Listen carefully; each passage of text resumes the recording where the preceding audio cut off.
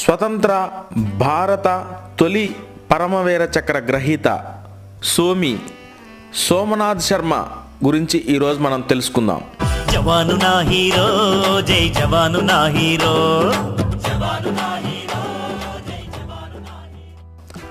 కాశ్మీర్ మహారాజు తన రాజ్యాన్ని భారత్లో విలీనం చేస్తూ ఒప్పంద పత్రంపై సంతకం చేశారని తెలుసుకున్న పాక్ సైన్యం ఎలాగైనా శ్రీనగర్ విమానాశ్రయాన్ని స్వాధీనం చేసుకోవాలని పథకం వేసింది. పాక్ వ్యూహాన్ని పసిగట్టిన భారత్ శ్రీనగర్ విమానాశ్రయాన్ని కాపాడే బాధ్యతను మేజర్ సోమనాథ్ శర్మ సోమీకి అప్పచెప్పింది. శ్రీనగర్ ఎయిర్ బేస్కి 4 మైళ్ళ దూరంలో ఉన్న బద్గాం గ్రామంలో ఉన్న శత్రువులను నిర్వీర్యం చేయడం భారత సైనికుల కర్తవ్యం. సూర్యోదయానికల్లా సోమి తన సైనికులతో కలిసి బద్గాం గ్రామానికి పశ్చిమాన ఉన్న కొండ ప్రాంతానికి చేరుకున్నారు. ఆ ఊరిలో ఒక కాలువ దగ్గర జనాలు గుమిగూడి ఉన్నారు.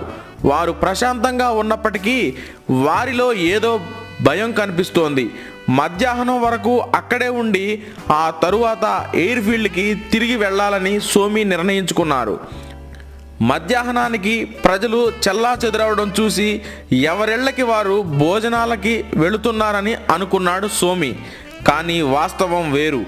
సాధారణ దుస్తుల్లో ఆయుధాలు దాచుకొని పాక్ సైనికులు గ్రామ ప్రజల్లో కలిసిపోయారు. ప్రజలు భయపడడానికి అసలు కారణం అది.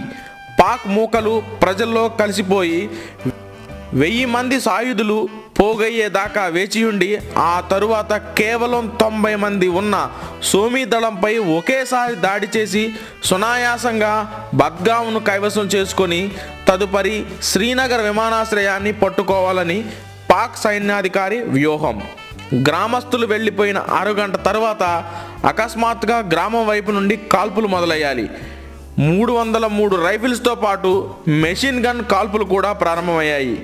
వాస్తవాన్ని గ్రహించిన సోమి విషయాన్ని పై అధికారులకు చేరవేశాడు. గ్రామంలో సామాన్య ప్రజలు, మహిళలు, పిల్లలు ఉంటారు కనుక అటువైపు ప్రతిదాడి చేయవద్దని, గ్రామం వైపు కాల్పులు జరపొద్దని సోమి తన సైనికులకు ఆదేశించాడు. శత్రువుల సంఖ్య కన్నా భారత సైనికుల సంఖ్య తక్కువగా ఉందని సోమనాథ్కు తెలుసు. తన బ్రిగేడ్ కమాండర్కు సమాచారం తెలిపి అదనపు బలగం మందుగుండు కావాలని కోరితే 1వ పంజాబ్ బెటాలియన్ను సహాయం పంపుతున్నానని కమాండర్ బదులిచ్చాడు. అంతవరకు శత్రువును నిలువరించకపోతే ఎంత నష్టమో గ్రహించిన సోమి వ్యూహం మార్చారు. 1923 డిసెంబర్ 31న జమ్మూలో జన్మించిన సోమి 1941 మేలో మిలిటరీ కాలేజీ నుండి పట్టభద్రుడయ్యాడు. ఇండియన్ మిలిటరీ అకాడమీలో చేరి 2వ ప్రపంచ యుద్ధంలో పాల్గొని అనుభవం గడించాడు. తమ వద్ద ఉన్న మందుగుండును పరిమితంగా వాడుతూ శత్రువును రెచ్చగొట్టి వారి ఆయుధాలు అయిపోయేటట్టు చేస్తూ చివరిదాకా పోరాడదామని తన సైనికులు ప్రోత్సాహాన్నించారు. తన ఎడమ చేయి దెబ్బతిని ప్లాస్టర్ వేసుకున్నప్పటికీ ఒంటి చేత్తో గన్ పేలుస్తూ తన పోస్టులో ఉన్న సైనికులకు మందుగుండు చేరవేస్తూ వారిని ప్రోత్సహిస్తూ వైర్లెస్లో పై అధికారులకు వాస్తవ సమాచారం తెలిపారు.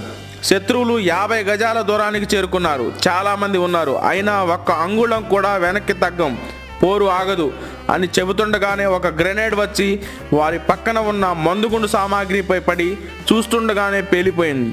తీవ్ర గాయాల పాలై విపరీతమైన బాధతో నేల కొరికిపోతున్న సోమికి ఆకాశంలో శ్రీనగర్ విమానాశ్రయం వైపుకు దూసుకువస్తున్న భారత్ విమానాలు కనిపించాయి.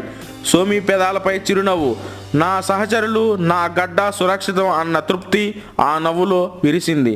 నాయకత్వ పటిమకు, వీరత్వానికి ఉదాహరణగా నిలిచిన సోమనాథ్ శర్మకు మరణానంతరం భారత ప్రభుత్వం పరమవీర చక్ర బహుకరించింది.